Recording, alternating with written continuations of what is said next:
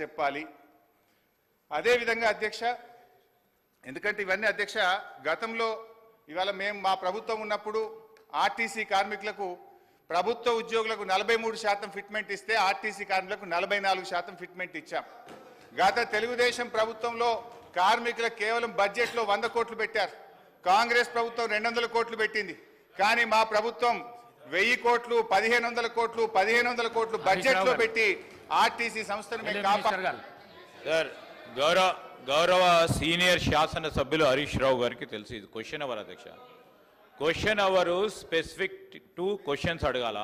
రెండో చాలా సంతోషం, మా మేనిఫెస్టోనైతే మొత్తం టీఆర్ఎస్ నాయకులు పట్టిండ్రు, చాలా సంతోషం. స్పష్టతతో మేము మేనిఫెస్టోలోకి సంబంధించిన అంశాల విషయంలో పాస్ మార్కులు పూర్తి స్థాయిలో మేము వేసినాము. ఈరోజు నేను కోరుతా ఉన్నా అధ్యక్ష, I request honourable members also through your chair. Sir ఇప్పుడు స్పెసిఫిక్ క్వశ్చన్స్ వేస్తే ఆన్సర్ రావడానికి ఆస్కారం ఉంటుంది. వారు సీరియస్గా డిబేట్ మొదలుపెట్టిండ్రు అధ్యక్ష. 10 క్వశ్చన్స్ ఉన్నాయి, మీరు 11 o'clock వరకే సమయం ఇచ్చిండ్రు, 11 గంటల వరకే సమయం ఇచ్చిండ్రు. మీరు మంత్రులు కూడా మాట్లాడాల్సి ఉంటుంది కదా అధ్యక్ష. హరీష్ రావు గారు, మంత్రి గారు ఒక్క నిమిషం కంప్లీట్ చేయండి. సార్ నేను స్ట్రైట్ క్వశ్చన్లు వేసిన మంత్రి గారు తప్ప ఎక్కడ నేను ఆర్టీసీకి సంబంధం లేని విషయమో రాజకీయాల జోలికి పోలేదు. నేను స్ట్రైట్ అడుగుతున్నా. అదేవిధంగా అధ్యక్ష, ప్రభుత్వం మనము ఆర్టీసీలో దివ్యాంగులకు, విద్యార్థులకు, ప్రభుత్వ ఉద్యోగులకు, జర్నలిస్టులకు మనం రాయితీతో బస్ పాస్లు ఇస్తాం. ఈ ప్రభుత్వం వచ్చిన 8 నెలల్లో ఆ రాయితీలకు చెందిన డబ్బు ₹1 ఇవ్వని మాట వాస్తవమా? ఆ డబ్బు ఎంత, ఎప్పట్లోకి ఇస్తారు, ఇవ్వకపోవడానికి గల కారణాలు ఏమిటి? దెన్ లాస్ట్ క్వశ్చన్ అధ్యక్ష, మనకు కార్మికులకు సంబంధించి మోటార్ ట్రాన్స్పోర్ట్ యాక్ట్ ఉంటుంది. డ్రైవర్లు కానీ కండక్టర్లు కానీ 8 గంటల కంటే ఎక్కువ పని చేయకూడదని ఉంటుంది. ఇందులో మహిళా కండక్టర్లు కూడా ఉన్నారు.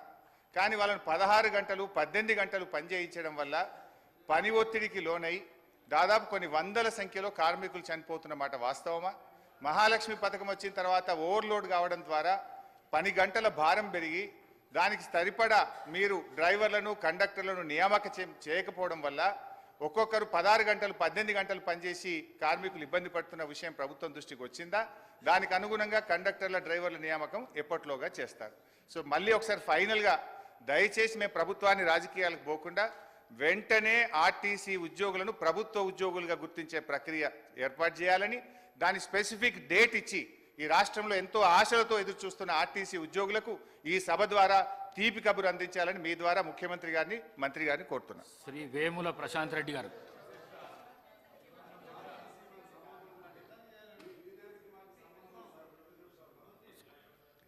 అధ్యక్ష,